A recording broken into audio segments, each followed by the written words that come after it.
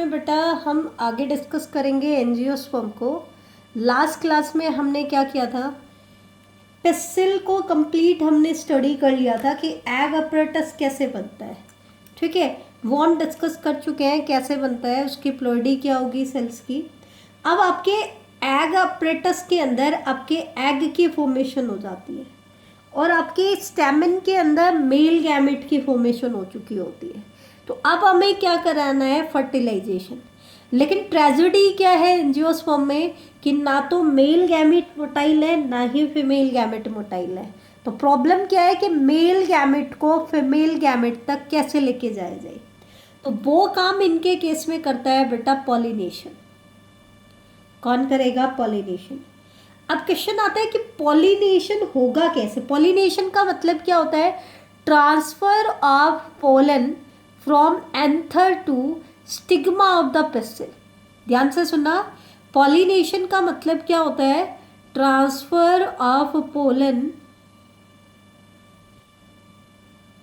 From anther to the stigma of the flower, to the stigma of the flower. ठीक है, pollination क्या है, anther से pollen grain को लेकर के आपको पिस्टिल के स्टिग्मा तक आपको उसको ट्रांसफर करना है। ये प्रोसेस क्या कहलाता है, पॉलिनेशन। अब पॉलिनेशन कराएगा कौन, इसके लिए हमारे पास दो तरह के एजेंट होते हैं। एक तो होता है एबायोटिक एजेंट, तो उनसे जो पॉलिनेशन होता है उसको हम कहते हैं एबायोटिक पॉलिनेशन। ए मतलब विदाउट, बायोटिक मतलब लाइफ, मतलब नॉन लिविंग ऑब्जेक्ट आपका क्या करा रहा है, पॉलिनेशन करा रहा है। और दूसरा होता है बायोटिक। बायोटिक पॉलिनेशन मतलब लिविंग ऑर्गेनिज्म पॉलिनेशन करा रहे हैं।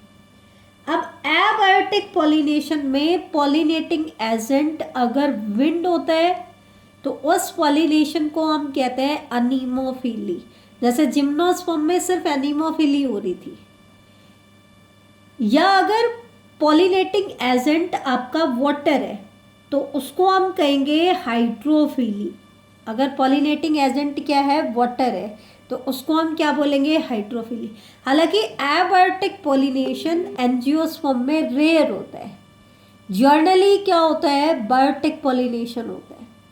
लेकिन एबायोटिक में भी वाटर से पॉलिनेशन वेरी रेयर होता है।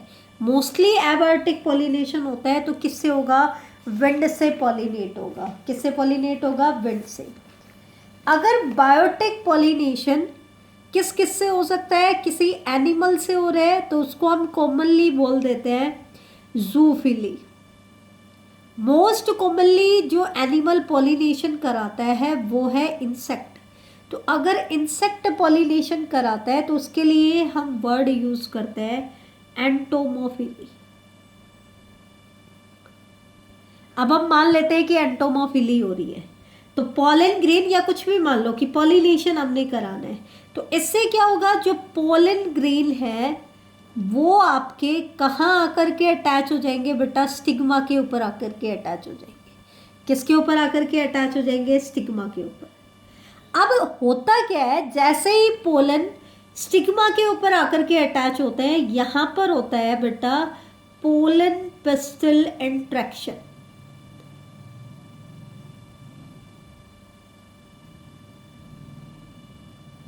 क्या होता है बेटा, pollen pistil interaction. Pollen pistil interaction का मतलब क्या है, इस पूरे पिस्टिल का ये जो स्टिग्मा पार्ट है ये इंट्रैक्ट करेगा किसके साथ, पोलन के साथ। क्यों, क्योंकि पॉलिनेशन कोई गारंटी नहीं देता है कि राइट टाइप का पोलन ही आकर के अटैच होगा। रॉन्ग टाइप का पोलन भी आकर के अटैच हो सकता है। अब रॉन्ग टाइप का पोलन का मतलब क्या है, ये ध्यान से देखें। रॉन्ग टाइप का पोलन है या तो पोलन डिफरेंट स्पीसीज का हो, जैसे कि ये मान लो राइस प्लांट का स्टिग्मा है तो इसके ऊपर व्हीट के पोलन आकर के अटैच हो गए हो, तो वो थोड़ी ना फर्टिलाइजेशन करेंगे। तो या तो पोलन डिफरेंट स्पीसीज का है या फिर पोलन इनकम्पैटिबल है, इनकम्पैटिबल। अब इनकम्पैटिबल का मतलब क्या है कि है तो पोलन सेम स्पीसीज का, लेकिन वो पोलन ट्यूब नहीं बना सकता, उसमें पोलन ट्यूब की फॉर्मेशन इनहिबिट हो जाती है। तो ऐसे पोलन को हम कहते हैं रॉन्ग टाइप का, मतलब ये फर्टिलाइज नहीं हो सकती। फिर राइट टाइप का पोलन किसे कहेंगे? राइट टाइप का हम कहेंगे compatible pollen of the same species. Same species का पोलन है, साथ में कंपैटिबल है, मतलब वो एबल है पोलन ट्यूब बनाने के। तो पोलन राइट टाइप का है या रॉन्ग टाइप का है, ये कौन डिसाइड करेगा? स्टिग्मा डिसाइड करेगा। ठीक है, जैसे ही पोलन स्टिग्मा के ऊपर आकर के अटैच हो जाता है, पोस्ट पॉलिनेशन डेवलपमेंट तभी स्टार्ट होगी जब आपका राइट टाइप का पोलन आकर के अटैच होगा। तो जैसे ही पोलन स्टिग्मा पे आकर के अटैच होता है, सबसे पहले स्टिग्मा डिसाइड करेगा whether pollen is of wrong type और राइट टाइप। और जब वो डिसाइड कर लेता है कि पोलन राइट टाइप का है, तो वो पोस्ट पॉलिनेशन डेवलपमेंट स्टार्ट कर देते हैं। अब पोस्ट पॉलिनेशन डेवलपमेंट का मतलब क्या है? इस पोलन ग्रेन से पोलन ट्यूब अराइज होगी। क्या अराइज होगी? Pollen tube. ठीक है, जो राइट टाइप का पोलन होगा उसके किसी एक जर्म पोर से पोलन ट्यूब अराइज होगी। अब ये पोलन ट्यूब किस तरफ अट्रैक्ट होगी? ओवरी की तरफ। और ओवरी की तरफ ये क्यों अट्रैक्ट हो रही है? Due to chemical secretion. जैसे फिलीफॉर्म अपरेटस भी इसको गाइड करता है। एक और टिश्यू होता है ऑप्टेरेटेड टिश्यू, जो ओवरी में इसको गाइड करता है। सिनर्जिड उसको ओव्यूल के अंदर गाइड करता है, एम्ब्रियो सैक में गाइड करता है। तो ये जो पोलन ट्यूब है, ये कैसी मूवमेंट शो करती है? कीमोट्रॉपिक मूवमेंट शो करती है, मतलब केमिकल सिक्रेशंस की तरफ अट्रैक्ट होती है। ठीक है, तो जैसे ही पोलन ट्यूब बनेगी, पोलन के अंदर जितना भी कंटेंट था वो किस में आ जाएगा? पोलन ट्यूब में। कैसे? सबसे टिप के ऊपर वेजिटेटिव सेल का न्यूक्लियस चला जाएगा, फिर जनरेटिव सेल चली जाएगी। लेकिन जनरेटिव सेल ने अगर सेकेंड माइटोसिस तब नहीं किया था, तो अब वो सेकेंड माइटोसिस करेगी और दो न्यूक्लियाई में डिवाइड हो जाएगी, और इनको हम क्या बोलेंगे? Male gametes. क्या बोलेंगे? Male gametes. ये वेजिटेटिव सेल का न्यूक्लियस है। यहाँ पे आपको कैलोज प्लक्स देखने को मिलेंगे, जो कि ओल्डर जो साइटोप्लाज्म है उसको यंगर साइटोप्लाज्म से सेपरेट करेगी, अगर आप नोटिस करो तो। ठीक है, और जब तक ये पोलन ट्यूब ओव्यूल में एंटर करेगी, तब तक वेजिटेटिव न्यूक्लियस में डिजनरेट हो चुका होता है। मतलब सिर्फ क्या बचते हैं? मेल गैमेट्स आपके बचते हैं। ठीक है, तो जनरेटिव सेल ने अगर पहले माइटोसिस नहीं किया था तो वो अब करेगी।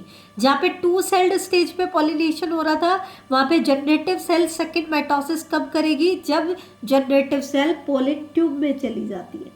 और अगर ऑलरेडी हो चुका होता है तो यहाँ पे माइटोसिस नहीं होता। अब ये पोलन ट्यूब क्या करती है? स्टाइल के थ्रू होते हुए ग्रो करेगी, और किस में एंटर करेगी? ओवरी में। ओवरी से फिर किस में एंटर करेगी बेटा? ओव्यूल में। लेकिन ये ओव्यूल में कहाँ से एंटर करेगी? ज़्यादातर केसेस में ये एंटर करती है उसके माइक्रोपाइलर रीजन से। कहाँ से एंटर करती है? माइक्रोपाइलर रीजन से। तो ये ओव्यूल में एंटर करेगी इसके माइक्रोपाइलर रीजन से, और अपने कंटेंट को किस में डिस्चार्ज करेगी बेटा? किसी एक सिनर्जिड में। ये सिनर्जिड है, किसी एक सिनर्जिड में ये 2 मेल गैमेट को रिलीज कर देगी। मैं आपको बड़ा करके दिखा देती हूँ कैसे एम्ब्रियो सैक का। मैं सिर्फ आपको एग अपरेटस वाला पार्ट आपको हाईलाइट करके दिखा देती हूँ। ये है आपकी एक सिनर्जिड, ये है आपकी दूसरी सिनर्जिड, और ये है एग सेल। ये एग सेल का न्यूक्लियस है। तो हमने क्या किया? ये पोलन ट्यूब इसमें एंटर कर गई, और यहाँ पे पोलन ट्यूब एंटर करने के बाद रप्चर होगी और दोनों मेल गैमेट को इसने रिलीज कर दिया। अब क्या होता है? यहाँ से एक मेल गैमेट एंटर करेगा एग सेल में, और एक मेल गैमेट एंटर करेगा सेंट्रल सेल। ये तो एग के न्यूक्लियस के साथ फ्यूज होगा, और ये जो सेंट्रल सेल में मेल गैमेट गया है ये किसके साथ फ्यूज होगा? ये फ्यूज होगा बेटा पोलर न्यूक्लियाई के साथ। तो ये फ्यूजन कैसे होता है? वो हम आगे पढ़ेंगे इसके अंदर डबल फर्टिलाइजेशन के अंदर। किसके अंदर? डबल फर्टिलाइजेशन के अंदर। तो वो देख लो कि इनके केस में डबल फर्टिलाइजेशन कैसे होता है, वो हम देखेंगे अब कि डबल फर्टिलाइजेशन कैसे होता है। तो देखिए बेटा,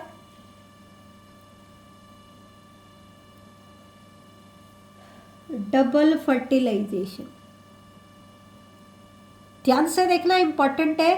एंजियोस्पर्मिक प्लांट यूनिक है कि उनके अंदर 2 टाइप का फ्यूजन होता है, बाकी किसी भी प्लांट में डबल फर्टिलाइजेशन नहीं होता है।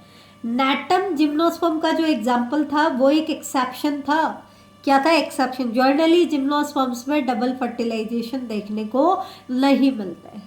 अब 2 टाइप के फ्यूजन कौन कौन से होते हैं? एक तो होता है ट्रू फर्टिलाइजेशन, जिसको हम सिनगैमी भी कहते हैं, और एक होता है वेजिटेटिव फर्टिलाइजेशन, जिसको हम ट्रिपल फ्यूजन भी कहते हैं। होता किसमें क्या है, ध्यान से देखना। सिनगैमी में तो क्या होता है, एग के साथ आपका एक मेल गैमेट फ्यूज हो जाता है। एग कैसे है? हैप्लॉइड है। मेल गैमेट भी कैसे है? हैप्लॉइड। तो जब ये फ्यूज होंगे तो क्या बना देंगे? जाइगोट बना देंगे। तो जाइगोट की प्लॉइडी कैसी होगी? 2n, diploid. जाइगोट बनने के बाद ये कुछ टाइम के लिए अरेस्ट हो जाता है, मतलब यहीं पे इसकी ग्रोथ रुक जाती है, मतलब ये डॉर्मेंट स्टेज में चला जाता है। कब तक चला जाता है? जब तक कि ट्रिपल फ्यूजन नहीं हो जाता। ध्यान देना, पहले फ्यूजन तो सिनगैमी होगा, लेकिन जाइगोट बन करके वो अरेस्ट हो जाता है। फिर क्या होता है, जो 2 पोलर न्यूक्लियाई थे, सबसे पहले वो आपस में फ्यूज होते हैं, और आपस में फ्यूज होने के बाद वो क्या बना लेते हैं? सेकेंडरी न्यूक्लियस बना लेते हैं। अब पोलर न्यूक्लियाई 2 थे तो उनकी दोनों न्यूक्लियाई की प्लॉइडी थी हैप्लॉइड। तो जब ये दोनों फ्यूज हो जाएंगे तो प्लॉइडी क्या हो जाएगी? डिप्लॉइड। इसको डेफिनेटिव न्यूक्लियस भी बोलते हैं। अब ये सेकेंडरी न्यूक्लियस किसके साथ फ्यूज होगा? सेकेंड मेल गैमेट के साथ। दूसरा मेल गैमेट जो बच गया है, जो सेंट्रल सेल में एंटर हुआ था, उसकी प्लॉइडी क्या है? हैप्लॉइड। और जब ये दोनों आपस में फ्यूज होंगे तो एक ट्रिप्लॉइड स्ट्रक्चर बनेगी, जिसको हम कहते हैं एंडोस्पर्म। अब आपको ये भी समझ आ गया होगा कि ये जाइगोट बन के अरेस्ट क्यों हुआ, क्योंकि एंडोस्पर्म एक न्यूट्रिटिव टिश्यू है।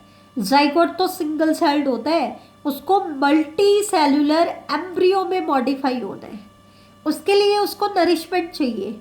तो प्लांट ने एडेप्टेशन की कि जब तक एंडोस्पर्म नहीं बना तब तक जाइगोट डेवलपमेंट शो नहीं करेगा, ताकि जाइगोट की डेवलपमेंट के लिए एश्योरली नरिशमेंट मिल जाए।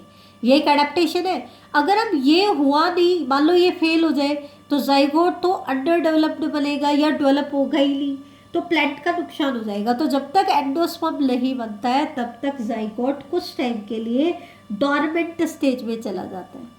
अच्छा, ये जो ट्रिप्लॉइड न्यूक्लियस बनता है ये सीधा एंडोस्पर्म में मॉडिफाई नहीं होता है, ये पहले कहलाता है प्राइमरी एंडोस्पर्म न्यूक्लियस, क्योंकि ये सिंगल सेल्ड होता है। फिर इसमें मल्टीपल डिविजन्स होते हैं, तब जाकर के ये किस में मॉडिफाई होता है? एंडोस्पर्म में। माइटोसिस होंगे, वो भी कैसे? फ्री न्यूक्लियर, मतलब पहले न्यूक्लियर डिवीजन होंगे फिर सेलुलराइजेशन होगा।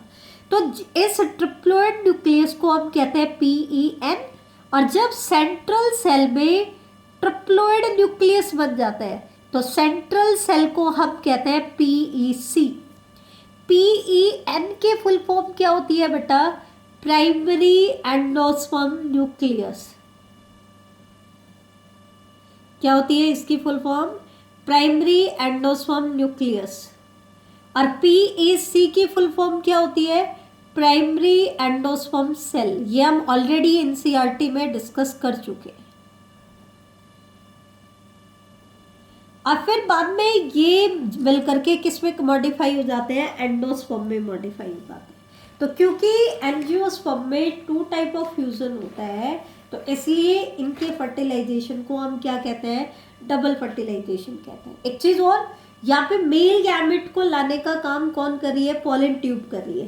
That means type of fertilization कैसा है? ये शो कर रहे हैं बेटा साइफोनोगैमी।